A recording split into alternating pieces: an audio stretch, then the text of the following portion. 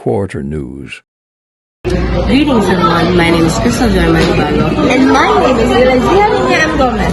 And today we'll be talking about, as a youth, how do marriage values help us strengthen our mission and participation as a member of the body of Christ, the Church, and what are our real life experiences in which the marriage values are manifested and contributed in our life in becoming an active citizens in our community. So firstly, as a part of the body of the Church, I help myself establish good moral values and being a good Samaritan to everyone around me. I participate in daily masses and contribute my learning in the church and sharing what I've learned to other people. Secondly, I, as a married student, establish good communication with my classmates, teachers, and other school personnel and myself go to daily masses and participate in church activities like going to nursing homes to feed people there, going to poor barangay to help those people who are in need. And I'm always stick to the values of Mother Mary to be modest, honest, and being simple, and many more. I always pray for my friends and my families and pray for my community. This is all for today's Sit and Listen station. Again, my name is Crystal Joy Malibago. And my name is Elaziania M. Gomez. And this is Quarter News. Greetings everyone, my name is Juan Carlo A. Francisco and this is my guest. Good day everyone, my name is Jude Bennett P. Molina. So, do you suffer from any personal issues? Yes, all people do, but it's the fact how some people just hide it so well than others. How so? Most people may not see it, but every person you speak to has a problem of their own. Whether it is your siblings, parents, friends, classmates, even teachers, each of them has their own problem. Most people keep it to themselves though. So, how does it affect them? Keeping it to yourself is handling it wrong. Yes, some problems can be small that you can handle on your own, but people mistake them to big problems that this problem degrades them, It destroys their state of mental health. So, how can we overcome them? To say it is easy, but doing it is hard. It's okay to not be okay, but it's not okay to keep it all to yourself and beat yourself down with your problem and not letting go of the past. But remember, it's not always going to be hard. Sooner or later, after you begin, everything becomes easier. Winners are just losers that try again.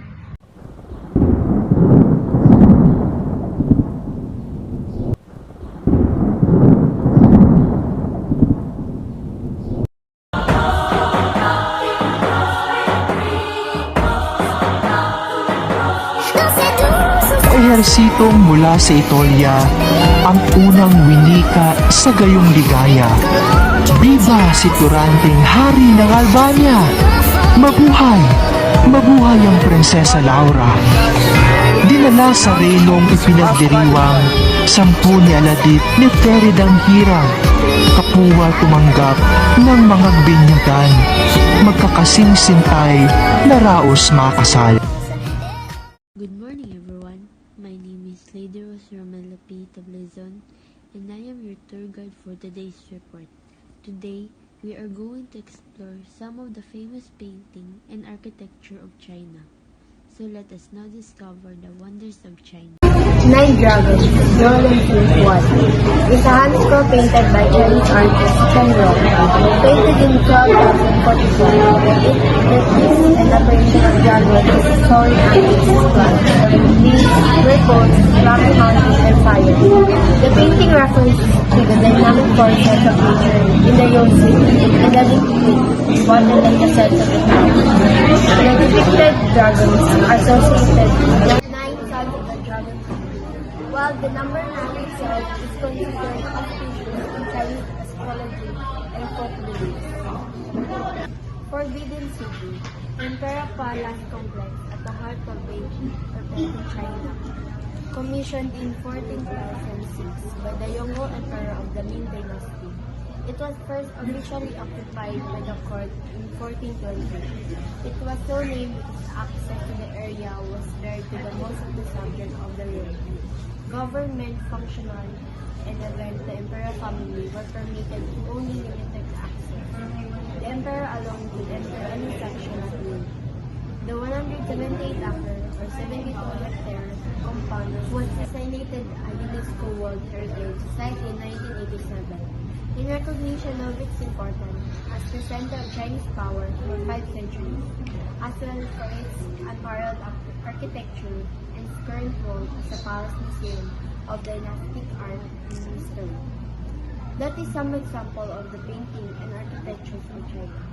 My name is Lady Romela P. Tablazon, your tour guide. Good morning. My name is Christopher Malibago and I'm your host for today's series. Today, we will be talking about one of the World Organization, which is ASEAN, or Association of Southeast Asian Nations. For this topic, we will be joining one leaders in ASEAN. The Secretary General of Association of Southeast Asian Nations. He previously served 2 terms as Minister Delegate attached to the Prime Minister of Kingdom of Cambodia, 2013 to 2022, and serves as Secretary of State Cambodia's Ministry of Foreign Affairs and International Cooperation, 2003 to 2013. He's also a member of Supreme National Economic Council, Senior Fellow at the Jeffrey Chi Institute of Southeast Asia, and a member of the Global Council of the Asia Society. Now, let us welcome Dr. Cao Kim Horn. A round of applause, please. Good morning, Dr. Cao. Good morning to you too, Miss Joy. Good. How are you doing? Good, thank you. That's good to hear, Dr. Cao. So now, are you ready to answer my questions clearly and truthfully? Yes, I'll answer your question quickly. So here is my first question. First is that what are the primary objectives in the association? Our primary objective is to accelerate economic growth, social progress, and cultural development in the region and to promote regional peace and stability through abiding respect for justice and rule of law in the relation among countries in the region and adherence to the principles of the United Nations Center. Good answer. Second question. How will you enhance the religion status in education? To enhance the region's status in education, 8 ASEAN education ministers have agreed for priorities for education at the levels promoting ASEAN awareness among building ASEAN human resources in the field of education, strengthening the ASEAN university level. That's a good answer, Dr. Cao. Now for your last and final question. What are those ASEAN plans on establishing? ASEAN plan to establish a single market based upon the 4 freedom by the end 2015, with the goal of ensuring free flow of goods, services, skilled labor, and about 20% of the provisions needed to create a common market and set a new deadline of 2025. That's a really good answer indeed. Well, thank you for answering my questions and joining me in today's news, Dr. Cao. You're welcome, Miss Joy, and thank you for inviting me. Thank you. And thank you for your active listening to Squarty News Reporting. Greetings everyone, my name is Dr. Yuan and I'll be explaining to you how does XYY syndrome works. How does it affect and how to avoid it? XYY syndrome, also known as Jacob syndrome, is an unequal genetic condition in which a male has an extra Y chromosome. There are usually few symptoms. These may include being taller than average and increased risk of learning disabilities. 47XYY syndrome is associated with an increased risk of learning disabilities and delayed development of speech and language skills. Affected children can have delayed development of motor skills such as sitting and walking or weak muscle tone and employment. The XYY syndrome cannot be cured, but treating the symptoms caused by this genetic disorder is possible. The syndrome is caused due to the cell division error in the sperm cells before or after conception.